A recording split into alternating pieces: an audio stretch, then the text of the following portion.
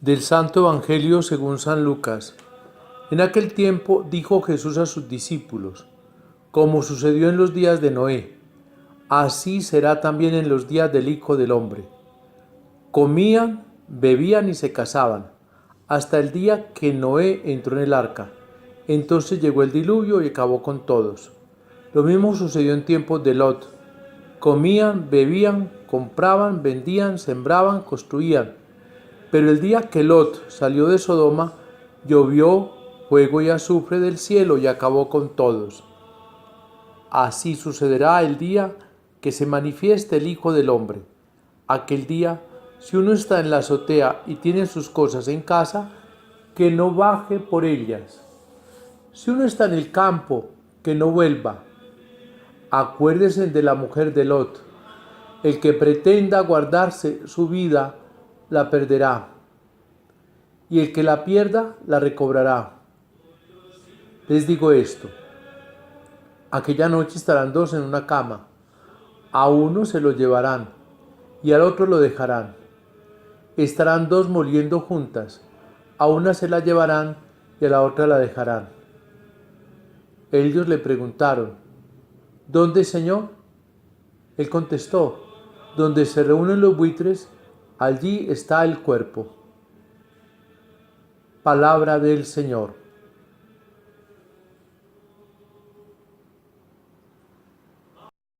Hermanos, nos encontramos en la recta final del año litúrgico.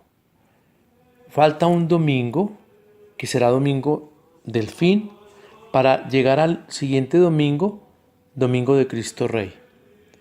Los domingos estamos siguiendo, se llama el ciclo de San Marcos. Ahora estamos con San Lucas en la semana. Y estamos leyéndolo continuamente. Y ahora la Iglesia nos proporciona los textos que tienen que ver con el fin del mundo, en ese lenguaje apocalíptico que nos presenta la Escritura. Bien, hoy San Lucas nos cuenta que Jesús hizo una referencia a dos personajes que sirven como modelos de discernimiento: Lot y Noé. Lo que sucedió con ellos y lo que la gente hacía. Y la gente no tuvo precaución de ver las actitudes de estos dos hombres para ellos hacer lo mismo y salvarse.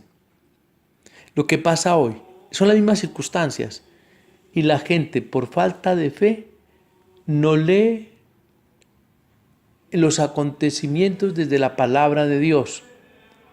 Y entonces Dios invita a que nos salvemos de esta generación perversa,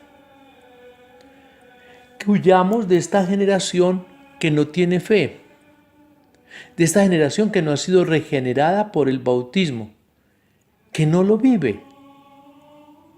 Y pensemos bien, sin exageraciones, ¿cuántos de nosotros o cuántos de los nuestros mejor en el mundo andan como sin Dios y sin ley y son bautizados? Y eso tiene que dar motivo a una reflexión seria de nuestra fe. Nos hace falta un cuidado de la fe, una edificación de la fe, un crecimiento en la fe, un desarrollar la fe de aquellos que hoy andan embolatados en las cosas del mundo. Y el creyente tiene que propiciar un éxodo en su vida, huir de este mundo, de los compromisos de este mundo, porque es en este mundo donde el reino se da. Y el reino se da en medio de las dificultades. Y que la salvación no se logra por cuestiones extraordinarias, sino por lo cotidiano, por el acontecer de cada día. Allí es donde se da la salvación. Y en ese acontecer de cada día, en el lugar donde estamos cada uno de nosotros sin necesidad de huir, allí es donde se nos debe hacer la tarea constante de escuchar la palabra de Dios. Esa palabra que cambia, que renueva, que dinamiza. Porque de lo contrario vamos a vivir en la perdición. Podemos escuchar muchas cosas del mundo, pero si no escuchamos la palabra de Dios, no entraremos en salvación. Y es aquí donde se da la salvación.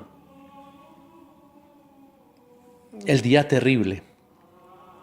¿De qué día se está hablando?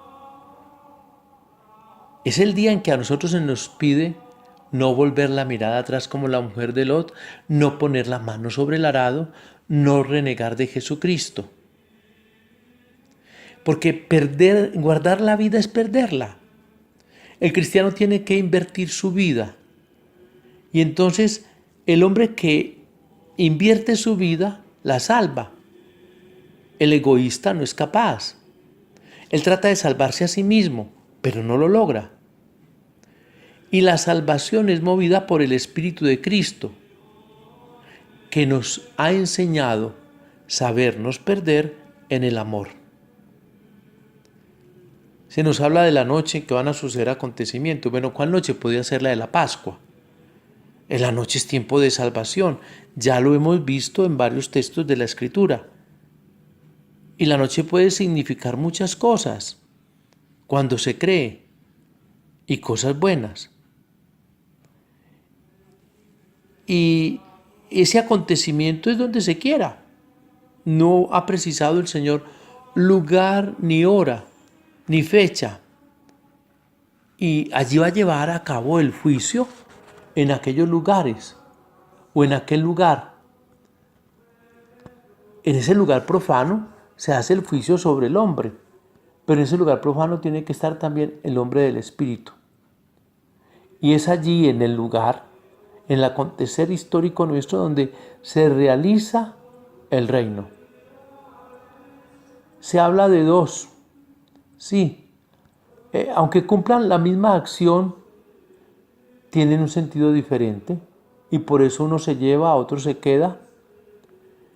Y ese significado de la salvación que no depende de lo que yo hago, sino el modo como yo hago las cosas. Pongámosle cuidado a esto. ¿Cómo obro, cómo hago yo las cosas del Señor? ¿Cuál es el sentido? Finalizamos con un versículo enigmático ante la pregunta que hacen los discípulos. Ese versículo se le han hecho algunas interpretaciones. Podríamos pensar que es el cuerpo de Jesús y los buitres son los fariseos quienes lo han asesinado. Y allí se ha proclamado la salvación.